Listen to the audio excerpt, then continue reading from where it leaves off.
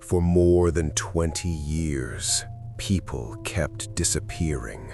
Young women, teenagers, children.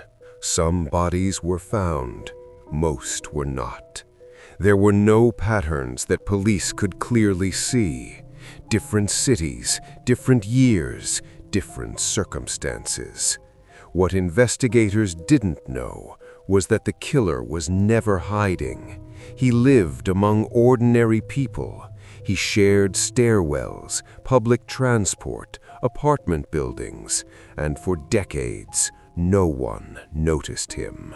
This is the true story of Joachim Kroll. This video demo is the property of VL Tape Society. Germany in the 1950s was still bleeding. The war was over, but its damage remained everywhere.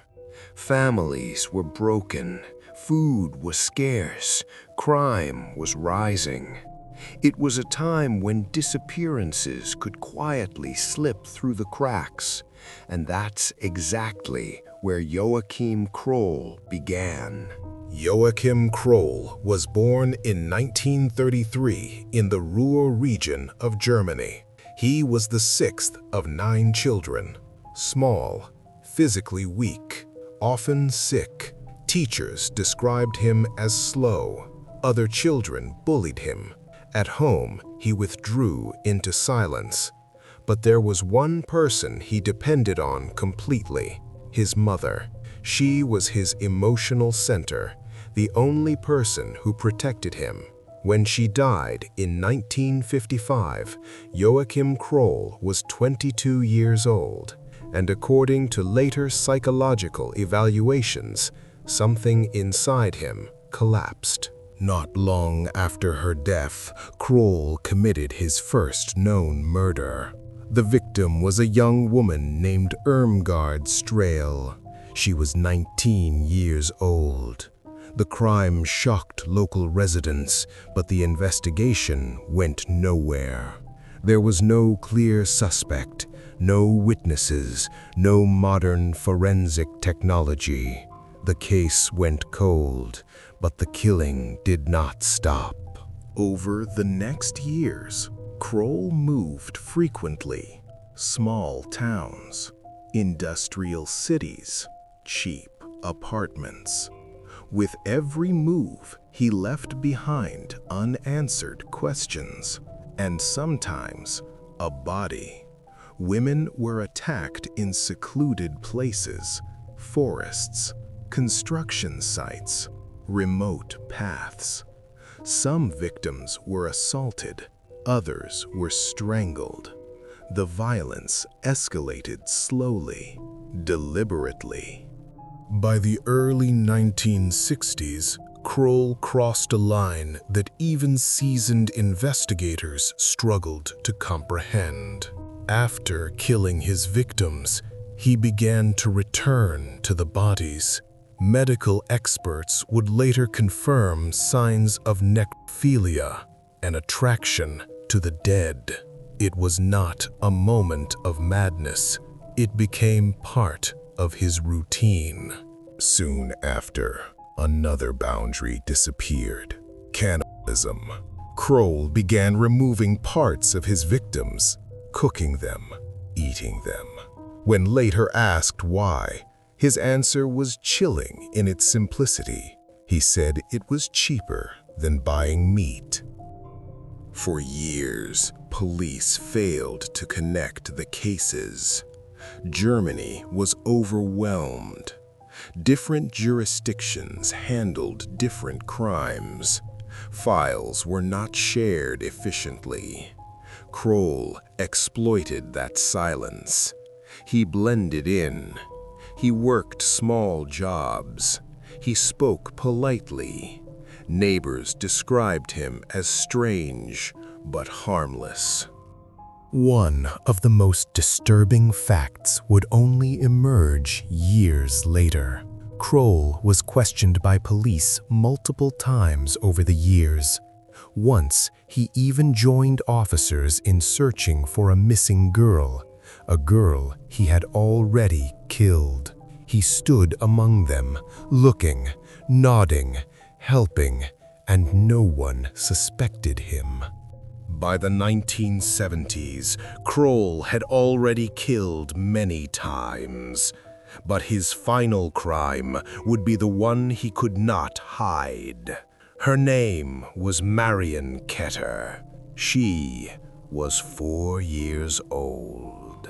Marion disappeared while playing near her home. At first, her parents thought she had wandered off, but minutes became hours, hours became panic. The police were called. Searches began immediately. Unlike earlier cases, this disappearance drew massive attention because a child had vanished. Days passed. There were no leads. Then something strange happened.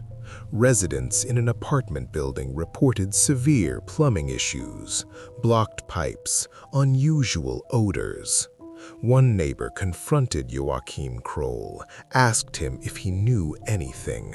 Kroll answered calmly. He said the blockage was caused by internal remains. The neighbor was disturbed enough to contact authorities. Police entered Kroll's apartment.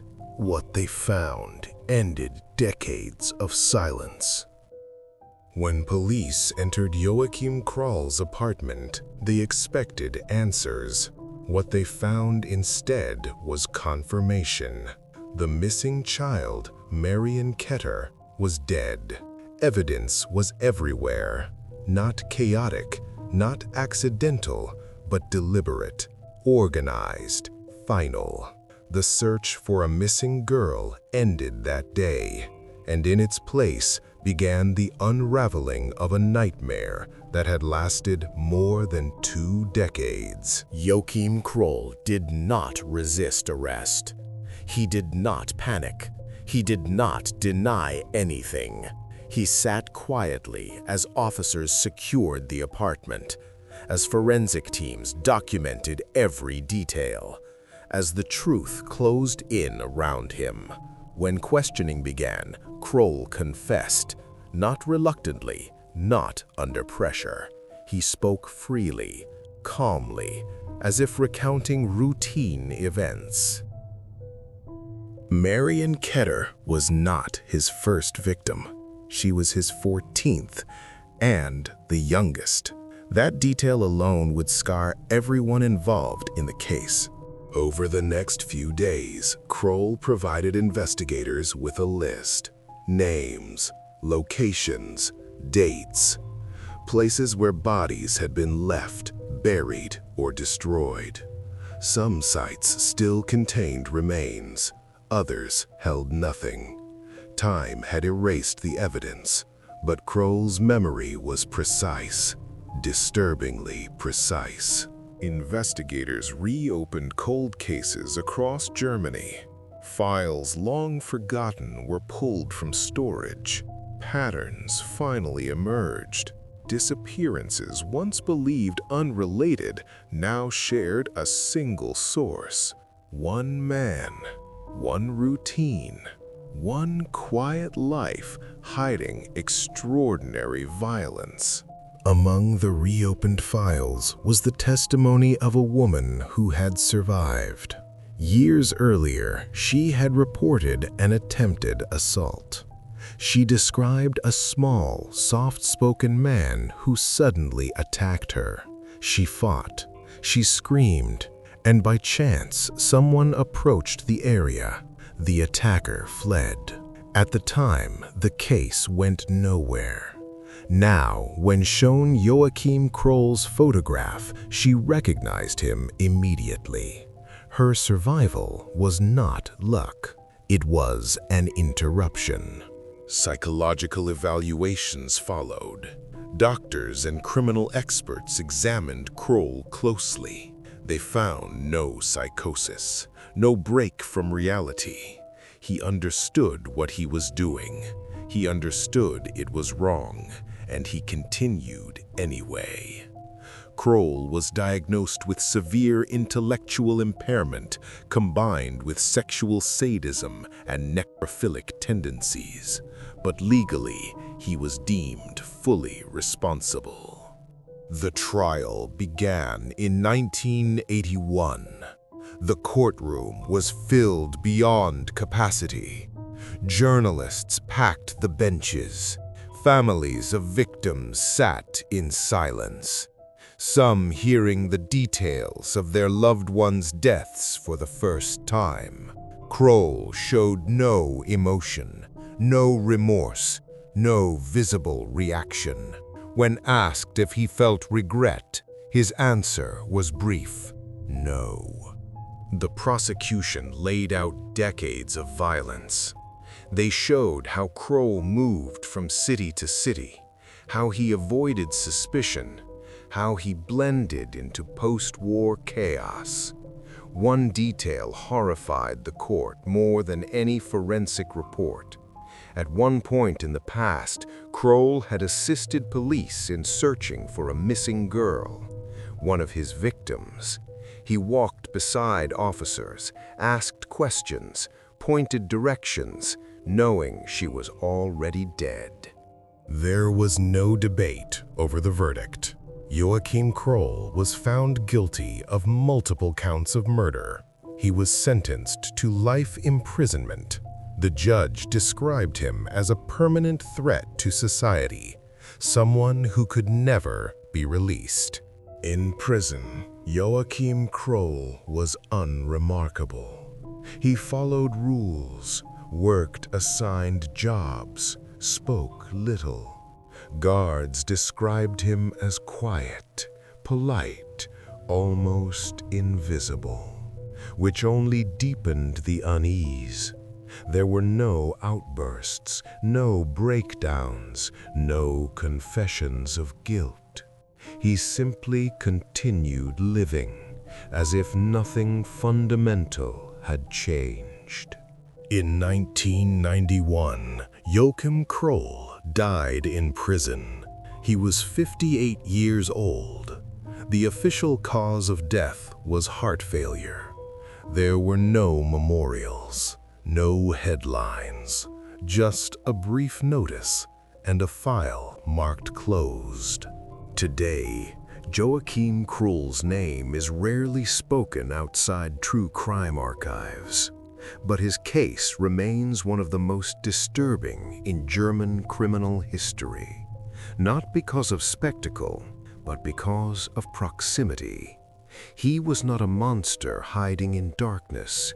He was a neighbor, a co-worker, a man people passed in hallways, a reminder that evil does not always look like chaos. Sometimes it looks ordinary, quiet, and patient.